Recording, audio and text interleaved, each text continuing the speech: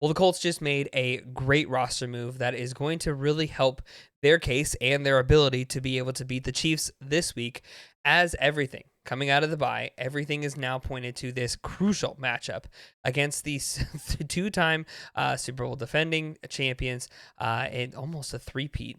But we're going to get into all that. I think this move is going to be really, really good for the Colts, plus some update on some really big injuries. We're going to cover all that and more on this video. What's going on? It's Elijah from Sports Talk Indy, where we cover all things Colts, whether it's behind the scenes or breaking news. So be sure to like and subscribe. So the Colts made a defensive or a roster move today that I think is going to really help them and is adding some depth to a really depleted position on this team, and that is a defensive tackle. Now, when they were doing this, they were really looking out for some veteran help. They didn't want a guy. They wanted some consistency, some veteran help, and they wanted to be able to fill the spot left by DeForest Buckner, who is going to be out until at least week 15. Now, we have a little bit of update on that. There's a report came out today that Buckner actually went out of country to receive some cell therapy, of which helped him with an ankle injury last year. So he is on his way back to the States and should be good to go by the week 15. And we really hope to see him come playoff time. That is going to be when everything is back. But specifically that matchup in week 15 is the one against the Seattle Seahawks, which is going to be a really difficult matchup. And that's going to be one of the Colts' big challenges through the rest of the year. You've got 3 games all circled, right? Big games, and that is going to be the Chiefs, that is going to be the 49ers, and that is going to be the Seahawks. Now, depending on how this Houston Jaguars situation is going to play out, that's going to be, those games could be big too, and that could mean the rest of the 7 games remaining are going to be massive. They're going to be huge. They're going to be games that the Colts have to win. Nothing is guaranteed coming out of this bye. That they have 2 games, 2 sets of divisional games against the Jags and the Texans, and then 2 NFC West games and 1 AFC West game. So, what is the signing? The Colts signed today defensive lineman Chris Wormley to their practice squad. Now, you might be wondering, Elijah, why are we talking about a practice squad guy? I will tell you why. We're gonna get into who is Chris Wormley. Chris Wormley was a 2017 third-round pick from the Ravens. He is a 6'5", 300-pound defensive lineman. He has 150 tackles, which is good, 11 sacks, 10 passes defensed, 2 forced fumbles, and a fumble recovery during 87 career games. Wormley spent a majority of his time with the Baltimore Ravens, most recently being one of their premier guys. Last season, he is still a free agent this year, but he also spent 3 years with Pittsburgh and then a year with Carolina before coming back to Baltimore last season. Obviously, it looks like the Ravens are missing him, as they are one of the worst defenses in the league this year. But Chris Wormley is yet another addition into a hope to be able to bolster this line, because as much as we love Neville Gallimore, I think that there's reason to hope that you have some more guys, right? You have some help there, and just really some depth. Neville Gallimore is a little bit on the shorter side of that, within a few inches, but still not really what you would know as being the guy, right? And so I think when you're looking at Grover Stewart being a good run stopper, no one is getting to the quarterback right now quite like DeForest Buckner does, and rightfully so. DeForest Buckner is one of the, if not the best defensive tackle in football, and so obviously his presence is going to be missed. So, per PFF, Chris Wormley was the first-team All-Big Ten standout for Michigan and a second-team All-American.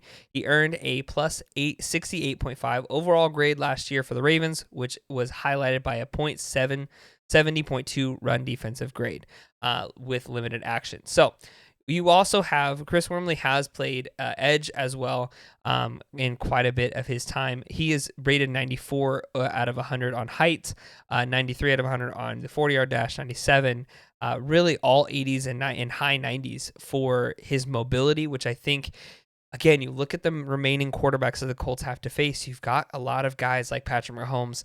You really only have 2 guys that are really only pocket guys, and that are going to be Brock Purdy and Sam Darnold, who both can still escape. And so I think that as you hope to get some level of experience from your current staff, you need to add guys. Now, the reason we're talking about a practice squad player is because that is where a guy like Wormley is going to go. But as the week goes on, depending on injuries and such, it is it is highly likely that Wormley will be making his return, or his not return, but his debut, for the Colts this weekend on the active roster. Now, whether or not he gets to start or just gets promoted to the active roster will be seen by how he does throughout this week. This is a big signing for the Colts, but what else is going on this week? And that is the big news. The key players that the Colts are still waiting to come back. Everything was pointing to this week. Now, we are looking to see, where is Mooney Ward. Mooney Ward is expected to be back this week. He took the injured reserve route for the concussion, as it being his second of the season. And obviously, if you saw the clip where he got absolutely obliterated by Alec Ogletree, you know that it's totally, you should take several weeks out. But also, he posted today that today was the birthday of his daughter, of whom he lost last year or a couple years ago, due to her heart being born with holes in her heart.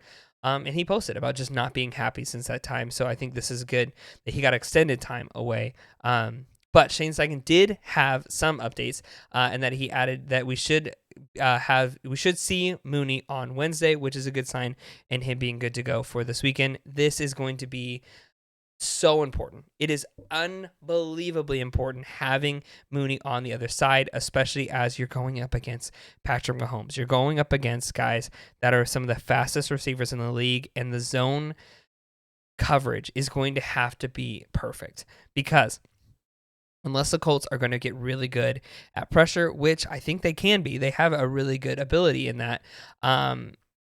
It does look as though it's going to be tough. It's going to be a tough game. And obviously, it's a winnable game. I mean, the Broncos were able to beat the Chiefs. The Jags were able to beat the Chiefs. I think the Colts are better than both of those teams.